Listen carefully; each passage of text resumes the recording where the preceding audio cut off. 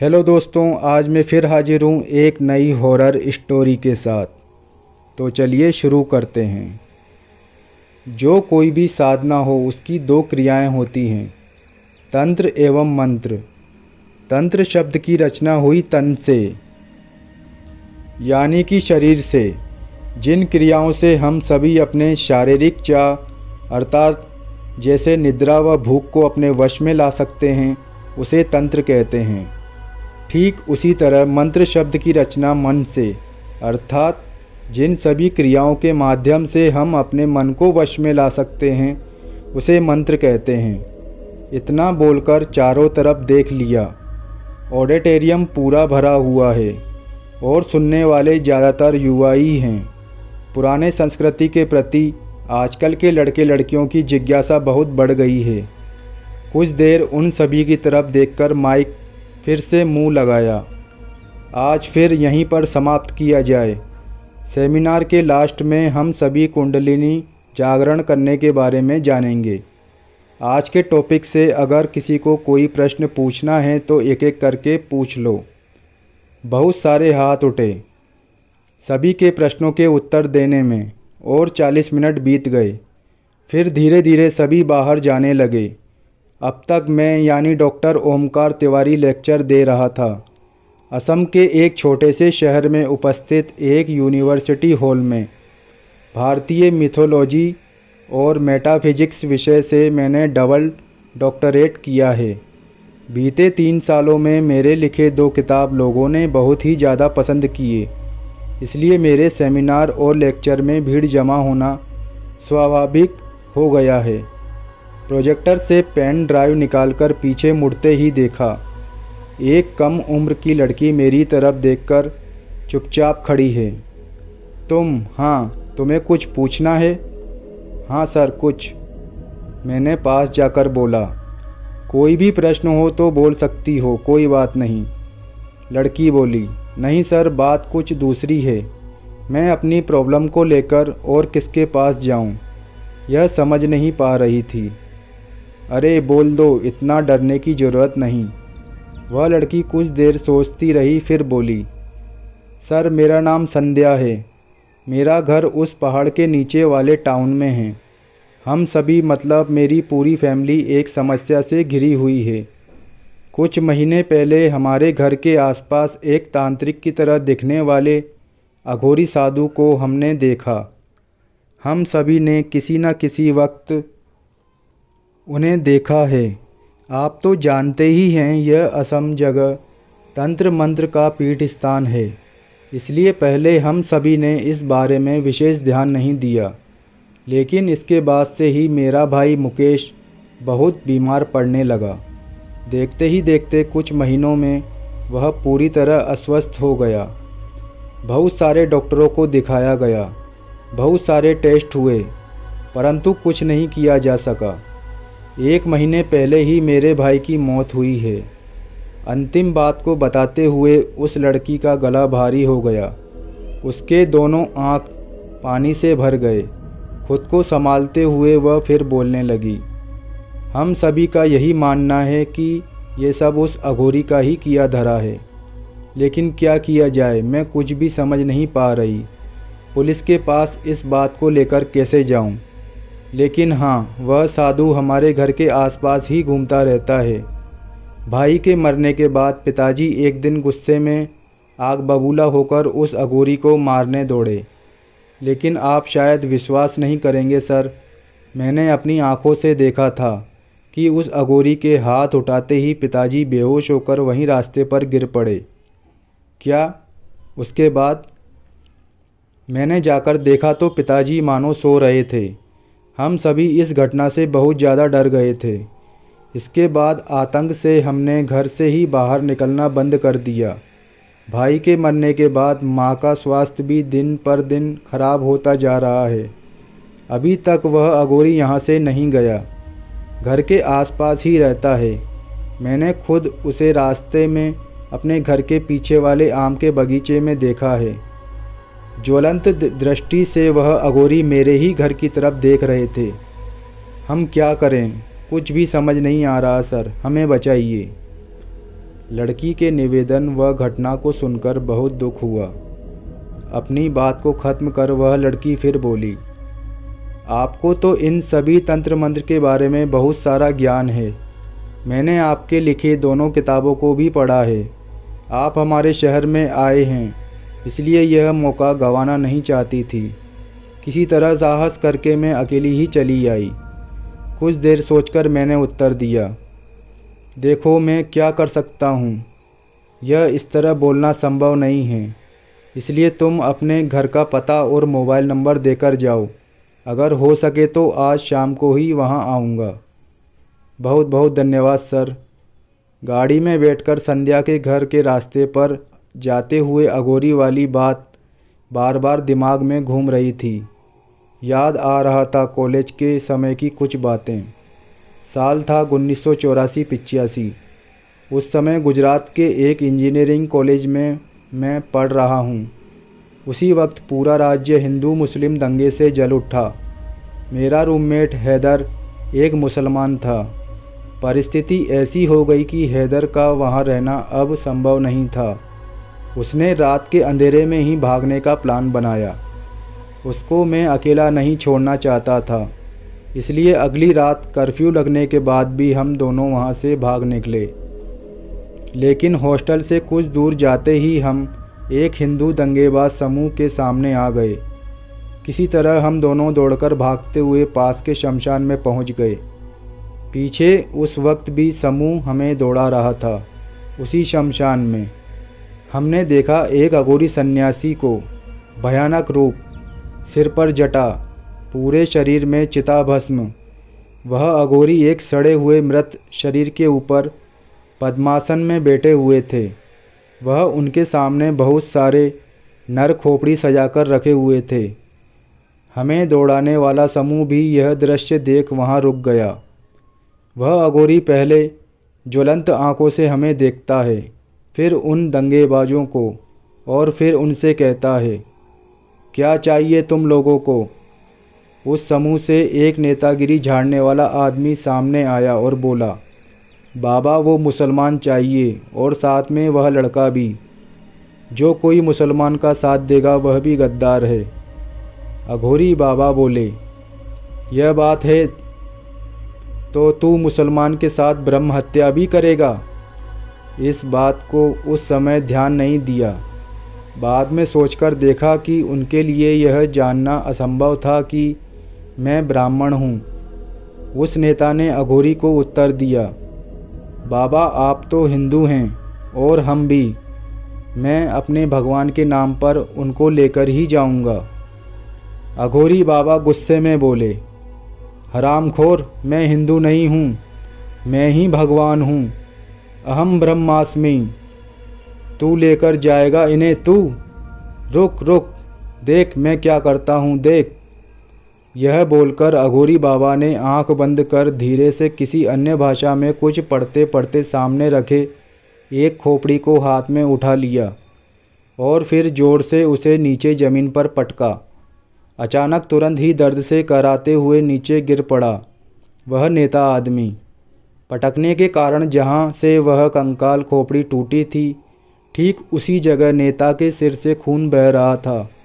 अघोरी फिर चिल्ला उठा, और कौन हरामी इन्हें ले जाना चाहता है, आजा। इसके बाद तो वो सभी किसी तरह खुद के नेता को उठाकर भाग निकले। फिर अघोरी हमें देखकर बोला, जाओ अब दोनों भाग जाओ।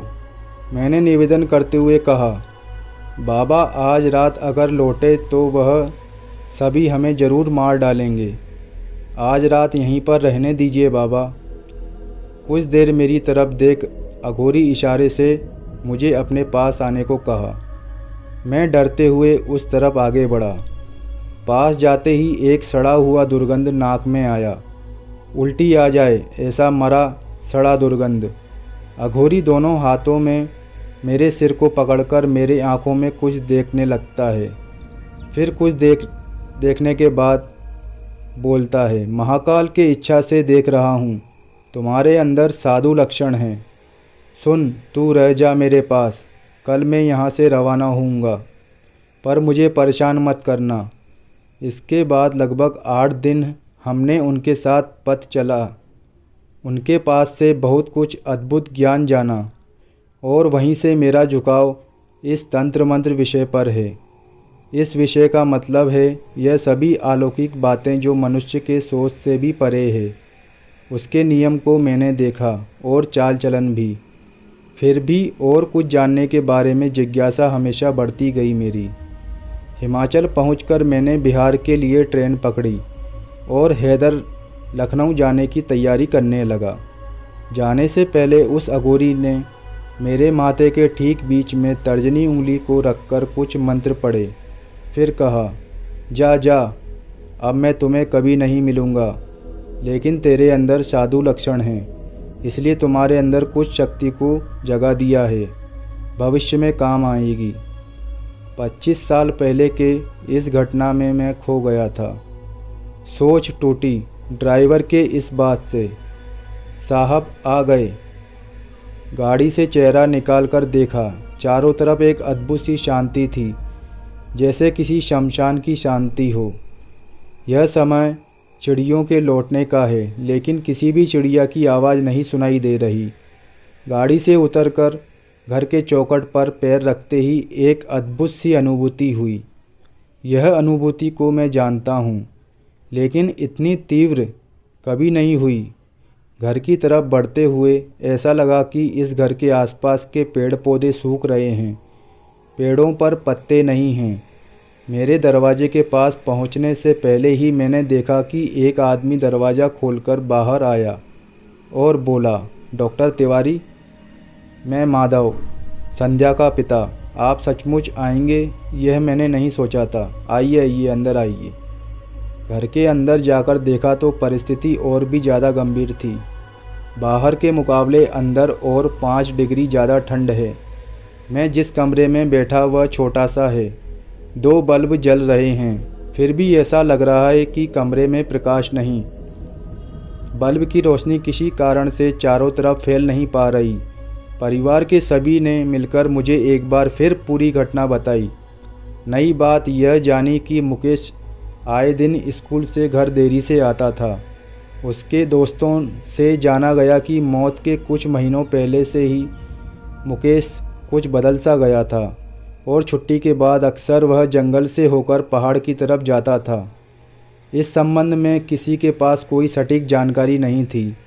बाद में कुछ पड़ोसियों ने बताया कि उन्होंने खिड़की से मुकेश को रात में बाहर जाते देखा है। परिवार के सभी लोगों का मानना है कि उस जंगल में अघोरी ही उसे वश में करके ले जाता था और माधव का मानना था उसी तांत्रिक की वजह से उसके लड़के की मौत हुई। उन सभी के बातों को मैंने ध्यान से सुना। अवश्य ही असली बात अभी इन्हें नहीं बताई जा सकती। अगर मैं इन्हें बताऊंगा तो शायद सभी डर जाएंगे और मुझे भी हानि हो सकती है, लेकिन थोड़ा बहुत तो बताया जा ही सकता है। इसलिए मैं माधव जी से बोला, देखिए, मैं आपको एक बात बताना चाहता हूँ। तांत्रिक मतलब अघोरी नहीं है। तांत्रिक वह कपालिक है, निम्न श्रेणी के साधक। इनकी शक्तियाँ साधारण व्यक्ति के लिए बहुत ज़्यादा प्रतीत होती हैं, पर एक अघोरी के सामने वह पूरी तरह तुच्छ है। एक अघोरी बहुत ही शक्तिशाली होता है। तंत्र शक्ति दिखाना और नरबली देना अघोर तंत्र के अंग नहीं। अघोरियों को लेकर कुछ भयावह और भूल धारणा के कहानियों ने लोगों में बहुत प्रचार पाया है। उनके तंत्र क्रिया या चाल चलन अवश्य ही भयावह है, इसमें कोई संदेह नहीं है, लेकिन किसी मनुष्य को क्षति पहुंचाना उनके लिए बहुत ही निम्न तरह का काम है। वह सब बहुत ही ऊंची पद्धति के साधक हैं। मैं पहले ही जान गया कि आगे का प्रश्न क्या होने वाला है। माधव जी बोले, लेकिन लोगों जो कहते हैं वह सभी मृत देह के साथ, मतलब? मैं बोला, हाँ, आप ठीक ही जानते हैं।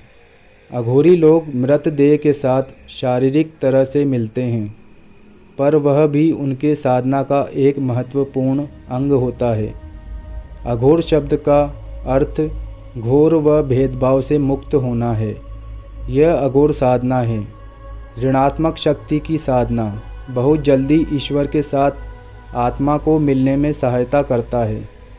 सहज भाषा में बोलूं तो मान लीजिए आपके पास दो रास्ते हैं। एक सीधा रास्ता है पर दीर्घ पथ है और दूसरा रास्ता कठिन है और दुर्गम है, लेकिन इस पथ पर जाने से समय कम लगेगा। अब आप किस पथ में जाएंगे यह आपके ऊपर है।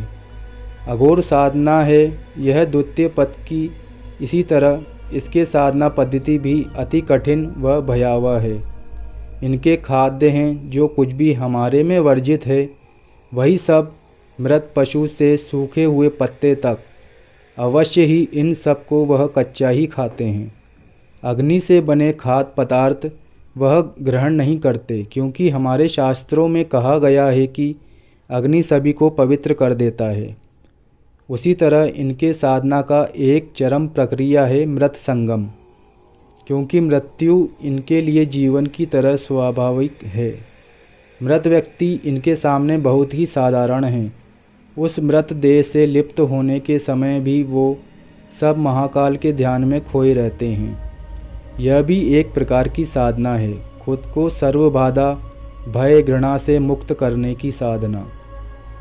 इतने सब महत्वपूर्ण बातों को उनके दिमाग में जाने के लिए थोड़ा सा समय दिया, फिर अपने प्रसंग में लौट आया।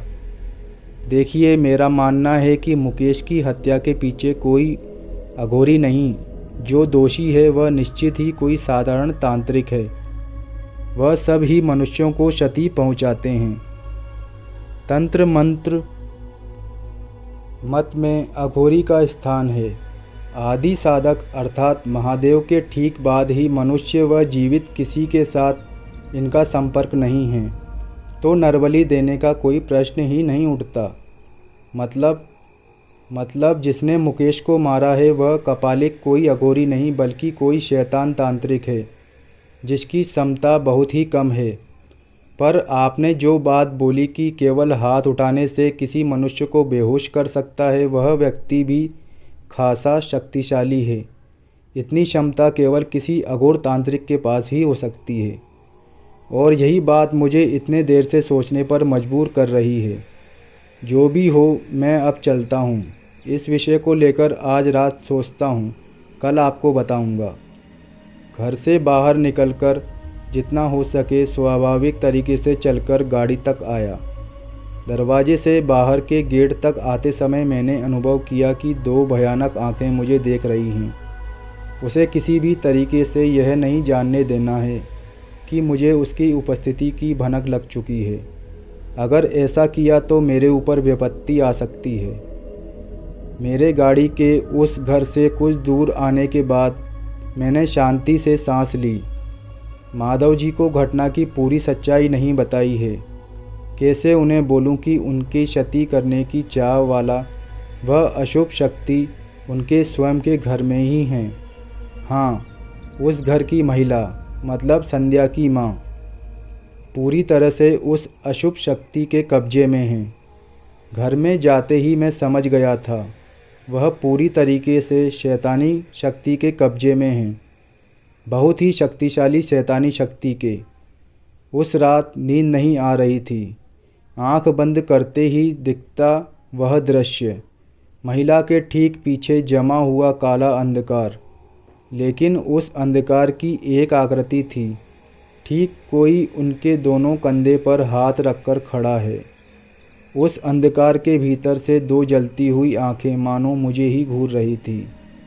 उस दृष्टि को नज़रअंदाज करके किस तरह से उतने समय मैंने स्वाभाविक तरीके से बात किया, वह केवल मैं ही जानता हूँ। कुछ तो करना होगा, लेकिन क्या कर सकता हूँ? पैरानॉर्मल के साथ यह पहली बार मेरा सामना नहीं है। इससे पहले भी मेरा दूसरे जगत के ताकतों से आमना सामना हुआ है, पर निसंदेह कोई भी इतना भयानक नहीं था। यह शैतान बहुत ही ताकतवर है। यही सोचते सोचते आधी रात को मुझे झपकी सी आ गई। नींद जब खुली तो एक फिसफिसाहट के शब्द के साथ। आँख खोलते ही जो देखा उससे मेरा हृदय बंद होने की कगार पर आ गया। ठीक मेरे चेहरे के सामने छत से पीठ लगाकर छिपकली की तरह चिपका हुआ है एक विकृत शरीर। उसी महिला का शरीर, माधव जी के पत्नी का शरीर, पर वह अब उनके वश में नहीं है। वह लाल जलती हुई आँखें, ओह, विकृत भयानक चेहरा देख रहा है सीधा मेरी तरफ। इसका मतलब मैं उसे धोखा नहीं दे पाया। वह जान गया था, आज शाम ही वह जान गया था कि मैं उसके अस्तित्व को जान गया हूँ। चिल्लाने की भी शक्ति नहीं, हाथ पैर जम से गए, हिलने की शक्ति भी नहीं है। वह शैतान मेरे ऊपर कूद पड़ा। अब उसका विभत्स चेहरा मात्र कुछ इंच की दूरी पर है। वह फिस कर रहा है, क्या बोल रहा है नहीं जानता, लेकिन मेरे चेहरे के पास ही धीमे धीमे कुछ बोल रहा है। एक लंबा सांप जैसा जीभ निकालकर वह मेरे चेहरे पर फिराने लगा, पूरे चेहरे पर। मेरा दिमाग और सहन नहीं कर पा रहा। इसी आतंक में बार बार दिमाग सुन्न हो जा रहा था। अगर ऐसा ही चला तो कुछ देर में ही मेरी मृत्यु निश्चित है। मेरे आँखों के सामने अंधकार उतरने लगा, केवल कानों में आ रही वही फिसफिसाहट। तुरंत ही एक गंभीर आवाज़ के साथ खोया हुआ ज्ञान लौट कर आया। वह शैतान अभी भी मेरे ऊपर ही है, लेकिन अंधकार कमरे में तीसरे व्यक्ति की उपस्थिति को जाना। बाएं तरफ देखा, एक विकट दिखने वाला अघोरी हाथ में त्रिशूल उठाकर मंत्र पाठ कर रहा है। तुरंत ही उस त्रिशूल को चला दिया मेरे ऊपर बैठे उस शैतान की तरफ। एक झटके में त्रिशूल उस शैतान को ले जाकर दीवार में गाड़ दिया, पर उस विकृत देह ने एक झटके से खुद को उस त्रिशूल से मुक्त कर लिया, लेकिन एक टुकड़ा मांस उसी त्रिशूल में धंसा रह गया। वह क्या है यह बोलना मेरे लिए थोड़ा कठिन है, पर तुरंत ही वह सांप की तरह दीवार से चलते हुए खिड़की से बाहर निकल गया, और साथ ही वह फिसफिस शब्द मुझसे दूर और दूर जाने लगा। खुद को संभाल उठ खड़ा हुआ, तब तक वह अघोरी बेड पार करके दीवार से त्रिशूल को खोल लाया। पास आकर उन्होंने कंधे को हिलाकर बोला, उठ उठ, होश में आ, समय नहीं है। उस लड़की के घर पर खबर दो। कि क्या बोलें? उत्तेजना से तब भी मेरे शब्द अटक रहे थे। अघोरी बोला, मैं इतने दिन प्रतीक्षा में था कि कब वह शैतान उस घर को छोड़कर निकलेगा, इसलिए उस घर के आसपास घूम रहा था। आज शैतान को रात में निकलते देखते ही पहले घर का गृह बंधन कर आया हूँ। वह शैतान अब उस घर में नहीं जा सकता। मैं तब भी ठीक से सब कुछ समझ नहीं पा रहा था, केवल अघोरी की तरफ देख रहा था। वह बिगड़कर बोले, ये मूर्ख बात समझ नहीं पा रहा। उस लड़की को खबर पहुंचा, यह शैतान उसके घर में नहीं जा पाएगा, इसलिए पति और लड़की को बाहर बुलाएगा और बाहर आते ही उन दोनों को मार डालेगा। खुद के उस यंत्र से उसे खबर पहुंचा। अघोरी का इशारा मेरे तकिए के पास रखे मोबाइल की तरफ था। अब समझा, यंत्र का मतलब मेरे मोबाइल के बारे में कह रहे हैं। पूरी बात मेरे सामने ठीक न होने के बाद भी अंतिम की बातों को समझ गया हूँ। तुरंत ही संध्या को फ़ोन लगाया। नहीं जानता कि इतनी रात फ़ोन आने पर क्या सोचेगी। बहुत देर रिंग होने के बाद उसने फ़ोन उठाया। हेलो संध्या। हाँ, मैं डॉक्टर तिवारी बोल रहा हूँ। ठीक से सुनो, मेरे पास ज़्यादा समय नहीं है।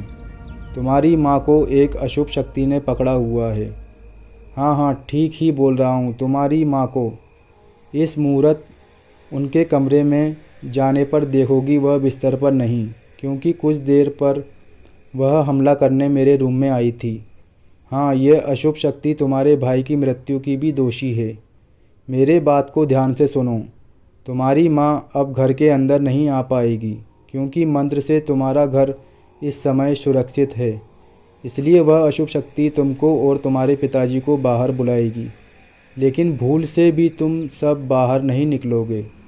मैं फिर कह रहा हूँ, भूल से भी तुम सब दरवाज़ा नहीं खोलोगे। अगर तुम दोनों निकल गई तो तुम्हारी मृत्यु होगी। हाँ, याद रखो, कोई बाहर ना निकले। मैं कुछ देर बाद तुम्हें फिर फ़ोन करता हूँ। इतना बोलकर मोबाइल रख दिया। उठकर अघोरी को बोला, चलिए हम दोनों को उसके घर जाना होगा, उनको विपत्ति आ सकती है।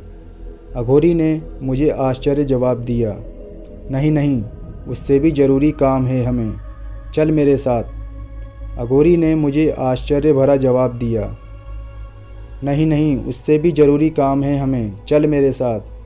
सोच नहीं पा रहा था कि क्या बोलूं, इसलिए उनको बाबा कहकर संबोधन किया।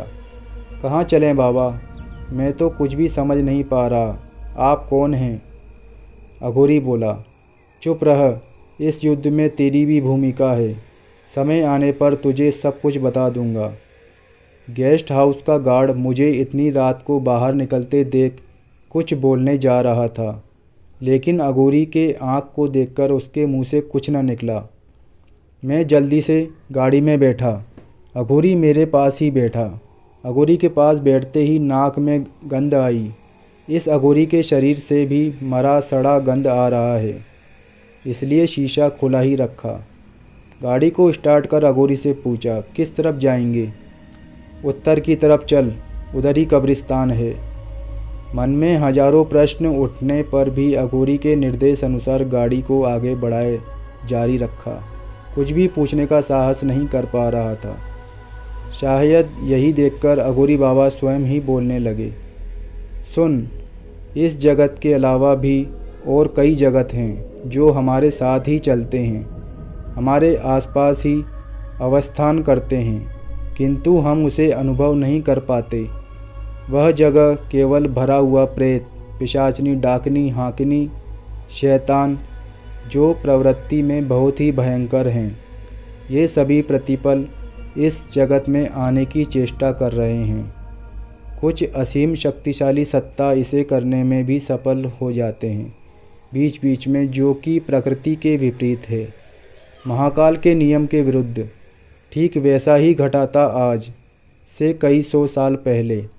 एक बार एक शैतान चला आया था इस जगत में। हम महादेव के संतान अघोरियों ने मिलकर उस शैतान को कैद किया था। इस उत्तर पूर्वी एक गुफा में बहुत ही साल वह वहीं पर था, लेकिन उसके बाद इतना बोलकर अघोरी थम गया। मैं उत्सुकता से बोला, उसके बाद बाबा?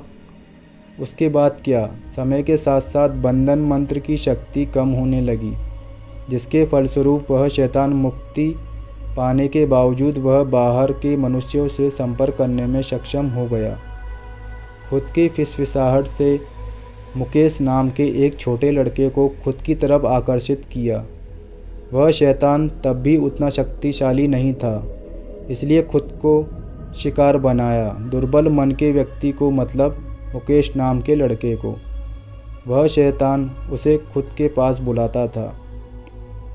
पश्चिम में जंगल से ढके उस गुफा में वह लड़का जितनी बार वहां जाता, वह शैतान उतना ही प्राण शक्ति उससे चूस लेता था। इसलिए वह लड़का दिन पर दिन दुर्बल होता गया और शैतान शक्तिशाली होता गया। बाद में शैतान इतना शक्तिशाली हो गया कि उसने अपने आप को कैद से मुक्त कर लिया और उस लड़के मुकेश के शरीर में प्रवेश कर गया। मैं जब यहाँ आया तब तक बहुत देर हो गई थी। उस लड़के को बचाने का कोई और उपाय नहीं था। उस शैतान की शक्ति इतनी बढ़ गई थी कि उसने उसकी माँ पर भी कब्जा कर लिया। उस शैतान के घर में रहते मेरा वहाँ अंदर जाना संभव नहीं था। खुद के काली शक्तियों से मुझे बाधा देता था, जिस कारण से मैं इतने दिन उसके घर के आसपास ही घूम रहा था। अपेक्षा में था कि एक समय के, और आज रात तूने उसे कर दिया। इतनी देर बाद में कुछ समझ पाया। मुझे खुद के घर में देखकर वह सतर्क हो गया था। शैतान समझ गया था कि मैं सब कुछ जान गया हूँ। मैं बोला, मैं उसके घर वालों को भी बता दूँगा, इसलिए मुझे ख़त्म करने के लिए आज रात घर से निकल कर आया था और आपने उसे दौरान घर को युद्ध कर गृह बंधन कर दिया, यही ना? अघोरी बोला, हाँ एकदम ठीक कहा। प्रति मुहूर्त वह शैतान शक्तिशाली हो रहा है। उसे रोकने के 3 वस्तु चाहिए, 2 तो हमारे पास है। पहला है शैतान के शरीर का मांस। मैं हैरान होकर बोला, मांस? माधव जी की पत्नी के शरीर का मांस है आपके पास? अघोरी अपने कमर में बंधे एक छोटी पोटली को खोलकर एक टुकड़ा खून टपकता मांस निकाला। उसको एक बार मुझे दिखाकर फिर से पोटली में रख दिया और फिर अघोरी बोला, तुझे बचाते हुए मेरे त्रिशूल के चोट से इस मांस के टुकड़े को मैंने पा लिया। और दूसरी वस्तु है एक विशेष नक्षत्र में मरे हुए आदमी की चिताभस्म। इसके लिए कुछ 100 साल पहले एक अघोर सन्यासी ने अपनी इच्छा से मृत्यु ग्रहण की थी, जिससे उसकी चिताभस्म से दूसरे अघोरी इस शैतान को हरा सकें। ठीक जैसे महर्षि दधीची ने खुद की अस्थियों का दान किया था वज्र निर्माण के लिए, ताकि असुरों का दमन हो सके। मैं बोला, इसका मतलब वह भस्म आपके पास है? अघोरी बोला, नहीं, लेकिन तुम्हारे पास है। मैं आश्चर्य से सामने रास्ता देखते हुए बोला, मेरे पास? हाँ हाँ, तुम्हारे ही पास। बहुत साल पहले मेरे जैसे एक अघोर सन्यासी ने तुझे कुछ दिया था, वह याद है? हाँ, दिया था। अदृश्य भयानक छाया को अनुभव करने की विशेष क्षमता। अघोरी बोला, अरे नहीं, दूसरा कुछ दिया था, एक सामान दिया था, ठीक से याद कर। और कुछ? हाँ हाँ बाबा, एक ताबीज़ दिया था और कहा था कि इसे हर समय गले में पहन कर रखना। हाँ, वही ताबीज़ अभी है तुम्हारे पास? मैं गले में बंधे ताबीज़ को दिखाते हुए बोला, हाँ, यह देखिए। अघोरी बोला, इसके भीतर ही वह चिताभस्म है। मैं बोला, यह क्या? पर उतने सालों पहले, और आपने यह सब कैसे जाना? इसके उत्तर में अघोरी ने इस तरह मेरी तरफ देखा मानो छोटे बच्चे की तरह मैंने कोई प्रश्न पूछा हो। समझा, इस रहस्य का उत्तर नहीं मिलेगा। यह सब अघोरियों की त्रिकालदर्शी की क्षमता है। इसलिए मैंने इस प्रश्न को छोड़कर फिर पूछा, और तीसरी वस्तु? अघोरी बोला, और तीसरी वस्तु है शैतान ने मुक्ति के लिए सबसे पहले जिस शरीर का इस्तेमाल किया है, उसका मृतदेह, वही लेने जा रहे हैं हम। मुझे कुछ समझ आया और आश्चर्य होकर बोला, नहीं समझा। किसका मृतदेह? मुकेश का? लेकिन वह तो 1 महीने पहले ही जला दिया गया है। उत्तर में फिर अघोरी हंस उठा, अरे मूर्ख, यह मुकेश का परिवार हिंदू नहीं है। उन सब ने ईसाई धर्म से दीक्षा प्राप्त की है। मैंने खुद अपनी आँखों से उस लड़के को कब्र देते देखा है। सब ही महाकाल की इच्छा है। जय महाकाल, जय महाकाल। उनकी इच्छा से ही तू आज यहाँ है और तेरे गले में वह चिताभस्म। उनकी इच्छा से ही मुकेश क्रिश्चियन है। डर नहीं है, कोई डर नहीं है। महाकाल तेरे साथ है, रुद्र तेरे साथ है, मैं तेरे साथ हूँ। अहम ब्रह्मास्मि। मैं बोला, लेकिन बाबा, कब्र खोदकर तो लाश निकालना पड़ेगा। अघोरी के इस बार के हंसी को सुनकर मेरे माथे से पैर तक डर और भय दौड़ पड़ा। पुराने चर्च के पीछे वाले कब्रिस्तान पहुंचने में आधा घंटा लगा।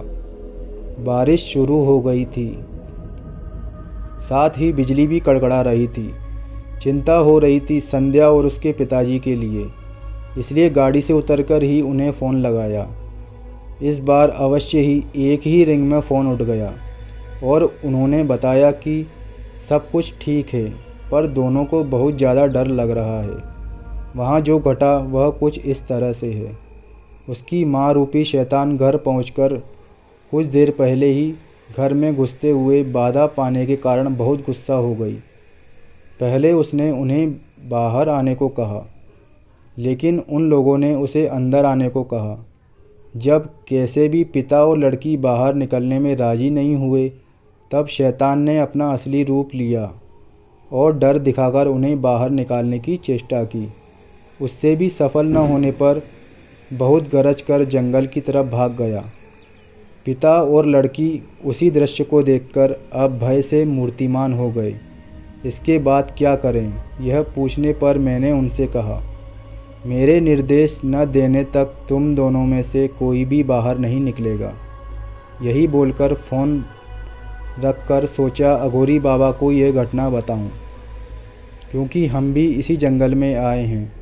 मुड़कर देखा अघोरी बाबा चिलम निकालकर आनंद से गांजा फूंक रहे हैं। मेरी बात को सुन उन्होंने कुछ ज़्यादा आग्रह नहीं दिखाया। मैं कब्रिस्तान के गेटमैन के पास गया। बूढ़ा आदमी है, गाड़ी के आवाज़ से ही जाग गया।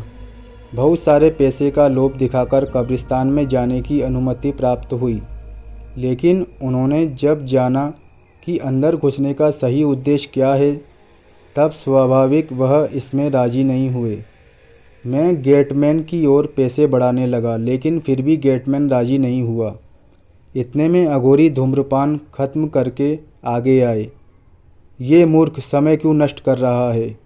अघोरी बाबा गेटमैन के पास आकर उसकी तरफ आशीर्वाद देने की मुद्रा करते ही गेटमैन बेहोश होकर पास के खटिए पर लुढ़क गया। मुझे उपेक्षा कर अघोरी सीधा गेटमैन के कमरे में घुस गए।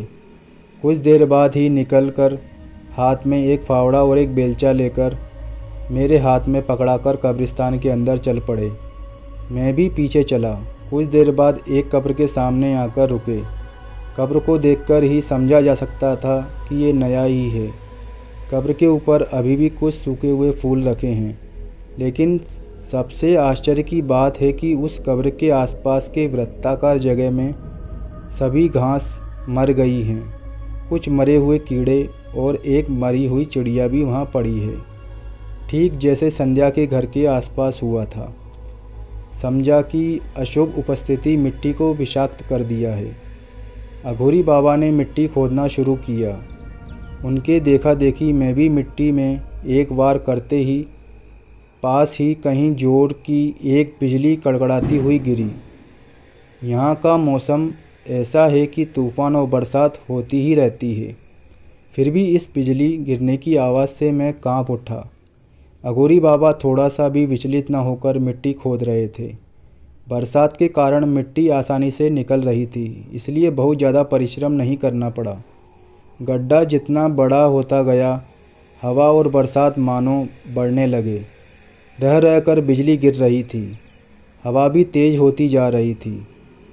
जब तक ताबूत दिखाई दिया तब तक मूसलाधार बारिश शुरू हो गई। मिट्टी का गड्ढा जल्द ही पानी से भरा जा रहा था।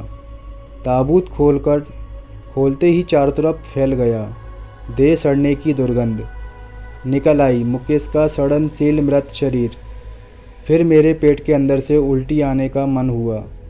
इन सब में मेरा विशेष ज्ञान नहीं है, पर 1 महीने का मृत्युदेह क्या इतना विकृत हो सकता है। यह मानो अस्वाभाविक तरीके से विकृत हुआ है।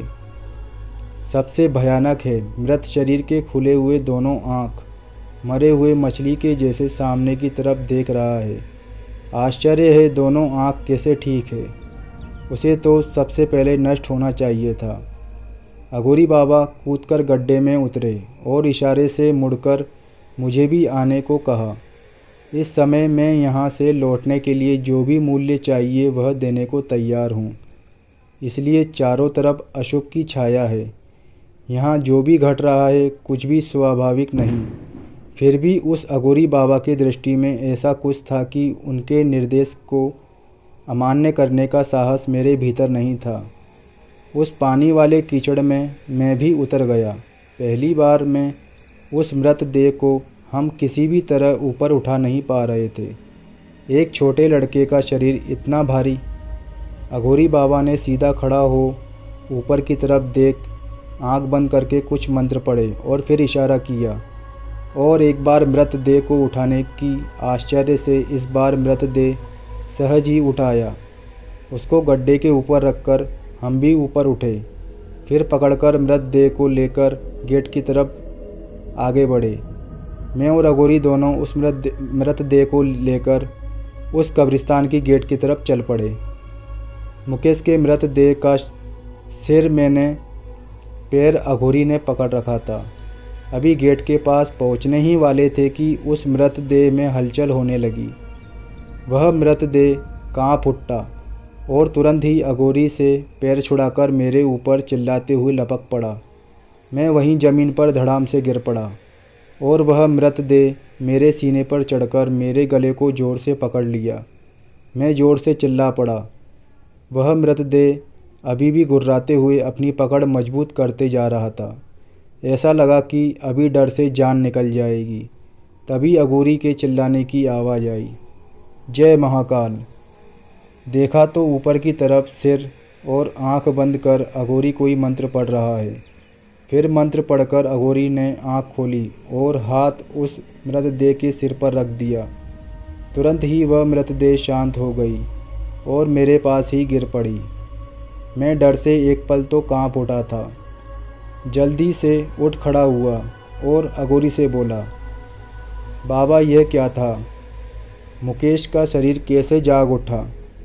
अघोरी बोला, उस शैतान की काली शक्ति का अंश अभी भी इस शरीर के अंदर है और वह हमें रोकना चाहता है। अब जल्दी करो, हमें जल्दी से अपने काम को अंजाम देना होगा। तुरंत ही इस बारिश में एक और बिजली कड़कड़ाती हुई गिरी। मैं फिर से कांप सा गया। अब कुछ भी डरना नहीं।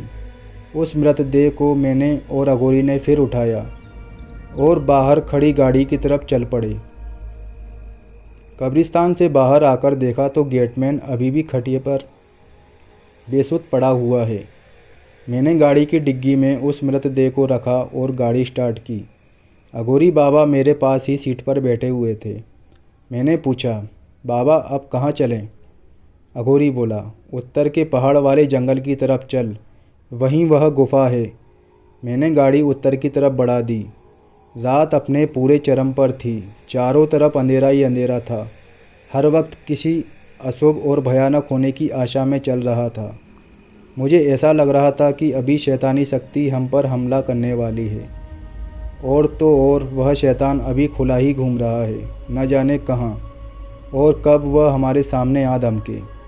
आखिर उसे तो इसकी खबर हो ही गई होगी कि हमने उसके आधार देह को अपने पास रखा है।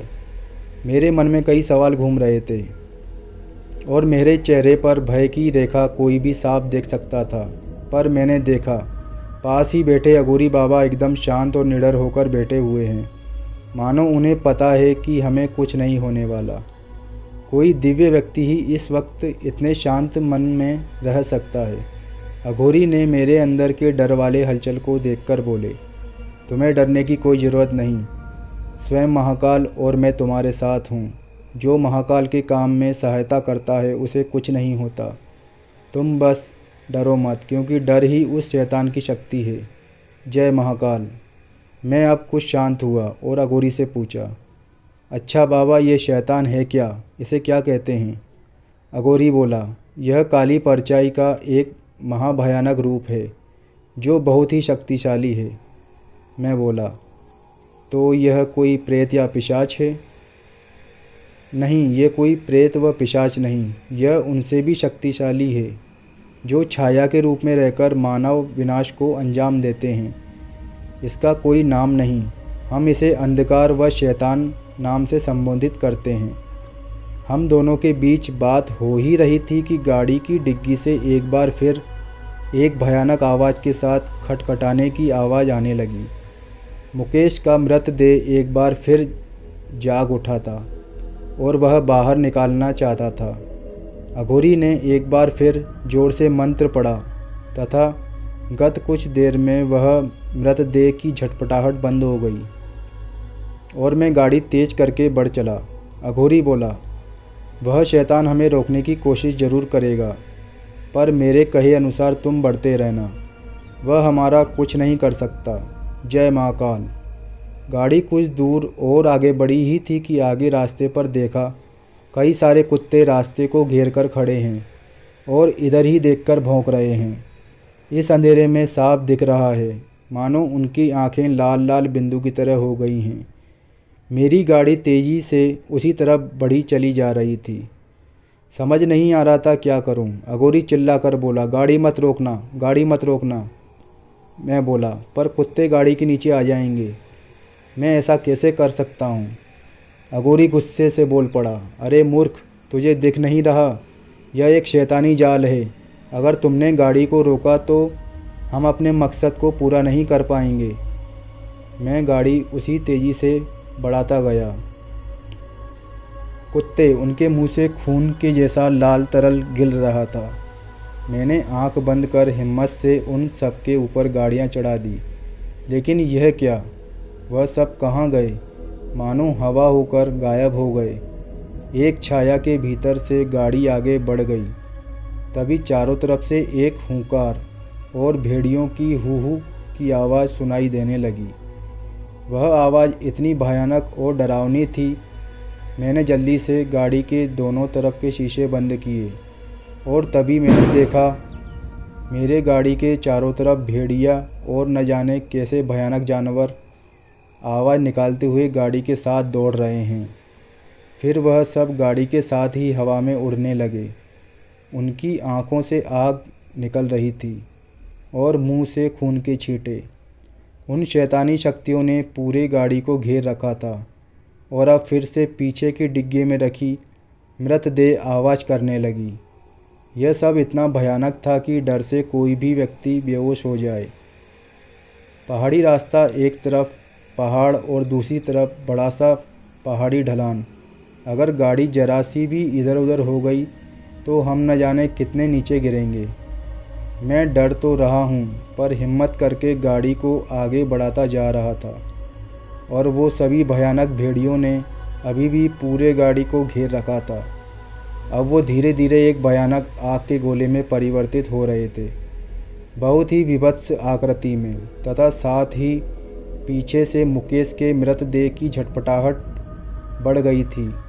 अघोरी बाबा कुछ मंत्र पढ़ रहे थे, पर अभी भी वह सब भयानक आकृति गाड़ी के चारों तरफ वैसे ही चल रहे थे। फिर मैंने देखा अघोरी गाड़ी का शीशा खोल रहे हैं। मैं चिल्लाकर बोला, बाबा आप ये क्या कर रहे हैं? पर अघोरी ने मेरी बात को नहीं सुना और गाड़ी का शीशा खोल अपने शरीर को बाहर निकाला और आसमान की तरफ हाथ उठाकर ज़ोर से बोल पड़े, हे महाकाल हमारी मदद कीजिए, हे महाकाल मदद। यह कहते हुए अघोरी ज़ोर ज़ोर से मंत्र पढ़ने लगा। कुछ ही देर में गाड़ी के चारों तरफ उड़ते भयानक जलते हुई आकृतियाँ शून्य में गायब होने लगे और पीछे मुकेश की मृतदेह भी शांत होने लगी। देखते देखते चारों तरफ फिर सब कुछ शांत और सामान्य हो गया। अब केवल बारिश की आवाज़ के अलावा कुछ नहीं बचा। जब चारों तरफ की सभी पैशाचिक शक्तियाँ समाप्त हो गई तब अघोरी फिर अपनी सीट पर बैठ गए। यह देख मेरे जान में जान आई। अब तो मुझे भी ऐसा लग रहा था कि अंदर से डर धीरे धीरे समाप्त हो रहा है। अंदर की हलचल अब शांत हो गई। अघोरी बोले, देखा, अगर गाड़ी को रोकते तो हमारा क्या हश्र होता। वह शैतान हमें रोकने की पूरी कोशिश कर रहा है। मैं अघोरी के कहे अनुसार गाड़ी उस पहाड़ी जंगल की तरफ बढ़ चला। मुझे लग रहा था कि फिर शायद आगे कोई ना कोई शैतानी शक्ति हमें रोकने की कोशिश ज़रूर करेगी, पर ऐसा नहीं हुआ। हम दोनों उस जंगल में पहुँचे। गाड़ी से नीचे उतरकर मैंने देखा अभी भी वह निशान है जिस रास्ते को बनाकर मुकेश उस शैतान के पास पहुँचता था, और दिन पर दिन वह शैतान उससे शक्ति चूसता था। कुछ झाड़ियों के पीछे ही वह गुफा छुपी थी। देखने में बहुत ही पुराना लग रहा था और इस अंधेरे में और भी भयानक लग रहा था। उसके चारों तरफ शैतान की उपस्थिति के चिन्ह साफ नज़र आ रहे थे। यहाँ आना किसी के लिए भी सही नहीं है। आज मेरी मृत्यु भी हो सकती है, पर अब मुझे कोई डर नहीं, जो होगा देखा जाएगा। जब एक अघोरी लोगों की जान बचाने के लिए इतनी मेहनत कर रहा है और किसी ने इसके लिए अपना शरीर भस्म तक कर दिया, तो मैं ये क्यों नहीं कर सकता। यही दृढ़ निश्चय किया कि इसका अंत तो मैं देखकर ही रहूँगा। पीछे देखा तो अघोरी डिक्की में से मुकेश की देह को निकाल रहा था। फिर अघोरी ने उसकी देह को अपने कंधे पर ऐसे रखा जैसे विक्रम के कंधे पर बेताल। मुकेश के शरीर को कंधे पर उठाकर अघोरी मेरे पास आया और मुझसे बोला, बेटा, जो कुछ मैं अंदर करने जा रहा हूँ वह तुम्हें भयावह लगेगा, पर तुम डरना नहीं, महाकाल हमारे साथ हैं। अघोरी उस मृतदेह को कंधे पर रखकर गुफा के अंदर बढ़ चले। उनकी अनुसरण करते हुए मैं भी अंदर गया। बाहर छाया है, गहरा अंधेरा, साथ ही बारिश भी हो रही है। चारों तरफ से पैशाचिक संकेत साफ नज़र आ रहे हैं। मैं एक ऐसे कर्म में लिप्त हो चुका हूँ जिससे कई और लोगों की जान बच सकती है, पर अभी और इस रात मेरे प्राण बचेंगे या नहीं ये तो भगवान ही जानते हैं। एक दिव्य अघोरी मेरे आगे चल रहा है। उनके शक्तियों का अनुभव व दृश्य मैंने साफ देखा है, इसलिए अब मन में डर कुछ कम हुआ। अघोरी मुकेश के मृतदेह को कंधे पर उठाकर उस गुफा के अंदर बढ़ चले। मैंने उनका पथ का अनुसरण किया, हाथ में छोटे से टॉर्च को लेकर। जब गुफा के अंदर पहुंचा तो देखा अघोरी ने न जाने कहां कहां से कई प्रकार के सामान को पहले ही इकट्ठा करके रखा था। वहां तंत्र के कुछ सामान, नर खोपड़ी और भी न जाने कैसे कैसे लाल पीले सिंदूर, तेल, सभी तरह की चीज़ें थीं। अघोरी ने मुकेश की मृतदेह को नीचे रखा और अपने त्रिशूल को वहीं सीधा गाड़ दिया। एक छोटी सी धुनी जलाई, फिर आंख बंद करके कुछ मंत्र पढ़ने लगा।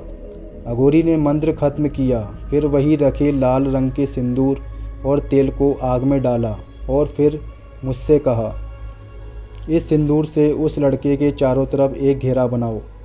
मैंने उनके बताए अनुसार ऐसा ही किया। फिर अघोरी ने अपने पोटली से उस राक्षस के शरीर के एक टुकड़े को निकाला और फिर उसे वहीं सामने रख दिया। अब मुझे कुछ समझ आ रहा है। मतलब यह है कि मुकेश का मृत शरीर उसे बुलाने का एक जरिया है और वह मांस का टुकड़ा जिससे उसके शरीर में दिव्यता को तंत्र द्वारा प्रवेश कराना है और मेरे गले में बंधे इस ताबीज़ के भस्म से उस राक्षस को कैद करना है। मुझे तो सोचते हुए ही भय का अनुभव हो रहा था कि आखिर आगे क्या होगा, पर फिर भी अघोरी पर मुझे पूरा यकीन था, वह मुझे कुछ नहीं होने देंगे। अब देखा तो अघोरी उस मांस के टुकड़े को निर्धारित कर कुछ मंत्र की जाप उस पर करने लगे। जब वह मंत्र जाप समाप्त हुआ तो उन्होंने मुझसे वह ताबीज़ मांगा। फिर उस ताबीज़ को खोला तो मैंने देखा उनके कहे अनुसार ही उसमें भस्म थी। अब उन्होंने अपनी पोटली से एक शराब की बोतल निकाली और एक खोखली खोपड़ी, फिर उसमें शराब डाली, फिर एक चुटकी वह भस्म और कुछ मंत्र पढ़ कर उसे पी गए। आश्चर्य, जैसे ही अघोरी ने उसे पिया तुरंत ही उनकी दोनों आंखें लाल अंगारे की तरह धधक उठी। शरीर भी अजीब तरीके से कांप उठा और आवाज़ में भी एक अजीब सा परिवर्तन हुआ जो कुछ भयानक था। वह और भयानक हो गया। जय महाकाल, जय रुद्र, यह कहते हुए वह एक बार फिर पागलों की तरह मंत्र पढ़ने लगे। मेरे पास आए और मेरी आंखों में झांका। मैं साफ देख रहा था कि उनकी दोनों आंख पूरी तरह लाल थी। मेरे चेहरे को देखते हुए वह बोले, तू डर रहा है? कैसा डर? मैं तेरे साथ हूँ, अहम ब्रह्मास्मि। यह कहते हुए उन्होंने मेरे चारों तरफ एक वृत्ताकार गोला बनाया, जैसे मैंने मुकेश के शरीर की चारों तरफ बनाया था। अघोरी बाबा बोले, यहाँ कुछ भी हो जाए, चाहे मुझे कुछ हो जाए, तुम इस व्रत के बाहर मत आना। अगर तुमने ऐसा किया तो मृत्यु निश्चित है। और एक बात, अपने डर को मत दिखाना, साहस ही हमारा अस्त्र है। इतना कह अघोरी फिर अपनी जगह पर बैठ गया और मुकेश को संबोधित करके मंत्र पढ़ने लगा। ठीक इसी समय मुझे महसूस हुआ, हाँ, कुछ है जो बहुत भयानक है और वो इधर ही आ रहा है। वह राक्षस आ रहा है। चारों तरफ के वातावरण में एक अजीब सी घुटन फैलने लगी। अघोरी बाबा पागलों की तरह मंत्र पढ़ रहे थे और मेरा दिमाग उस शैतान को नज़दीक और नज़दीक आते हुए महसूस कर रहा था। पर यह क्या? इस वक्त मेरे मन में एक सवाल उठा कि आखिर उस शैतान को बंदी कहाँ बनाया जाएगा? आखिर बंदी बनाने का आधार क्या होगा? यह मैं सोच ही रहा था कि एक भयानक गर्जन से पूरा गुफा कांप उठा। हाँ, वो शैतान अपने रास्ते में बाधा को पाकर हमें ख़त्म करने आ धमका है। फिर एक भयानक गर्जन और दौड़ते हुए सामने आया, एक आधा शैतान और आधा महिला का शरीर, और फिर वह एक महिला में बदल गया। फिर वह भयानक आवाज़ में हंसने लगा। उधर अघोरी बाबा तेजी से मंत्र पढ़ते जा रहे थे, हे महाकाल कृपा। और इसके कुछ देर बाद ही उस शैतान ने अपना असली रूप दिखाया। वह महिला धीरे धीरे बदलने लगी। पहले उसके चेहरे से निकला एक भयानक सा विकृत और विवत्स चेहरा, बड़े बड़े दांत। फिर उस महिला का पूरा शरीर बदल गया एक भयानक शैतान के रूप में। कितना भयानक वह विवत्स शरीर, यह देख मैं तो मानो डर से बेहोश हो जाऊं। अघोरी जोर से मंत्र पढ़े जा रहा था। वह शैतान मेरे तरफ बढ़ा, एक झपट्टा मारा मेरी तरफ। जैसे ही उस वृत्ताकार चिन्ह से टकराया, वहीं छिटक कर दूर जा गिरा। अब जब वह शैतान उठा तो फिर से भयानक तरीके से गरज पड़ा। मैंने अघोरी की तरफ देखा तो वह फिर से शराब पीते हुए उठ खड़े हुए और जय महाकाल कहते हुए सामने रखा वह मांस का टुकड़ा आग में डाल दिया। जैसे ही अघोरी ने ऐसा किया, वह शैतान एक बार फिर चीख उठा और अब मुकेश की तरफ दौड़ पड़ा। उस व्रत से बाधा पाकर अघोरी की तरफ बढ़ गया। अघोरी ने न जाने कौन से मंत्र को पढ़कर उस शैतान की तरफ त्रिशूल को फेंक कर मारा। शैतान उस त्रिशूल से बचकर सीधे अघोरी की तरफ लपका और जाकर अघोरी के गले को पकड़ लिया। यह देखकर कि अघोरी बाबा को अब वह शैतान मार सकता है, मैं आगे बढ़ना चाहा, पर अघोरी ने हाथ को दिखाते हुए कहा, नहीं, वहाँ से बाहर मत निकलना जब तक मैं ना कहूँ। इतना कहकर वह अघोरी जोर से हंस पड़ा और फिर अपने समक्ष आए उस शैतान पर वह भस्म छिड़क दी। तुरंत ही वह शैतान एक काले धुएं में बदलने लगा। नीचे बेहोश होकर गिर पड़ी महिला यानी मुकेश की माँ। वह छाया रूपी धुआं सीधे समा गया अघोरी के अंदर।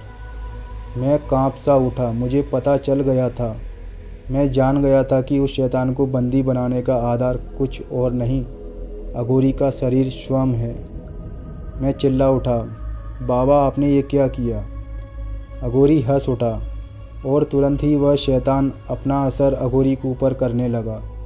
अब उनकी आंखें भयानक तरीके से सफ़ेद होने लगी, पर अपने देवी शक्ति के कारण उन्हें अब भी अपने ऊपर संतुलन था। वह अब भी अपने मंत्र के उच्चारण को कर रहे थे, पर धीरे धीरे फिर उन्होंने पास रखे ताबीज के भस्म को अपने माथे पर लगा लिया। अंदर के शैतानी चीख अब उनके मुख से निकली। मैंने साफ देखा, अब उन पर शैतान का असर धीरे धीरे बढ़ते जा रहा था और मैं कुछ समझ ही नहीं पा रहा था कि अघोरी ने ऐसा क्यों किया। अब अघोरी बाबा झटपटाने लगे। मैं उन्हें संभालने के लिए उनकी तरफ दौड़ा, पर अब भी उन्होंने हाथ से अपने पास आने को मना कर दिया और कहा, उस त्रिशूल को उठाओ और मेरे सीने को भेद कर इस शैतानी शक्ति को ख़त्म करो, जल्दी। मैं ज़ोर से बोल उठा, पर मैं ऐसा नहीं कर सकता। कैसे मैं आपके सीने में त्रिशूल से वार कर सकता हूँ? अघोरी बाबा पीड़ा और गुस्से में चिल्लाकर बोले, मैं जैसा कहता हूँ वैसा ही करो। मैं अब भी यह करने को किसी भी तरीके से तैयार नहीं था। मेरे हाथ और पैर कांप रहे थे। जल्दी कर मूर्ख, त्रिशूल उठा। देखा तो अघोरी का शरीर काला पड़ने लगा और सभी नसें साफ साफ दिखने लगी। अघोरी अभी भी कष्ट से करा रहे थे। त्रिशूल उठा। इस बार के अघोरी के गर्जना से मैंने खुद को संभाला और जल्दी से जाकर त्रिशूल को उठाया। अघोरी चिल्लाया, उसे मेरे सीने में गाड़ दे। मैं न चाहते हुए भी त्रिशूल से एक जोरदार वार अघोरी के सीने में कर दिया। त्रिशूल पूरी छाती फाड़ती हुई अंदर चली गई। मेरे आंखों से आंसू के धारा बह निकली और उसी समय अघोरी का शरीर जलने लगा और अंदर से उस शैतान के कराने और भयानक आवाज़ भी पूरे गुफा में गूंज उठी। कुछ ही देर में अघोरी का पूरा शरीर जलकर राख हो गया और एक काला धुआं गुफा के बाहर निकल गया। मैं खुद को संभाल नहीं पा रहा था। अभी कुछ देर पहले मैंने क्या किया यह मुझे समझ नहीं आ रहा, और हो भी क्यों ना। अभी कुछ देर पहले सामने बैठा एक आदमी जलकर क्षण भर में राख हो गया। कुछ देर वहीं पर बैठा रहा। आँख भी सब दृश्य बार बार दोहरा कर आंसू निकल रहे थे। आंखें केवल उस अघोरी बाबा को खोज रही थी, पर जनमानस के कारण उन्होंने स्वयं को बलि कर दिया। करीब आधे घंटे वैसे ही बेसुध अवस्था में बैठे रहने के बाद मैंने खुद को संभाला। चलकर गुफा से बाहर आया। बाहर बारिश रुक गई थी। पूरब से कुछ सफ़ेद रोशनी चारों तरफ छा रही थी। ब्रह्म मुहूर्त का अंतिम समय है।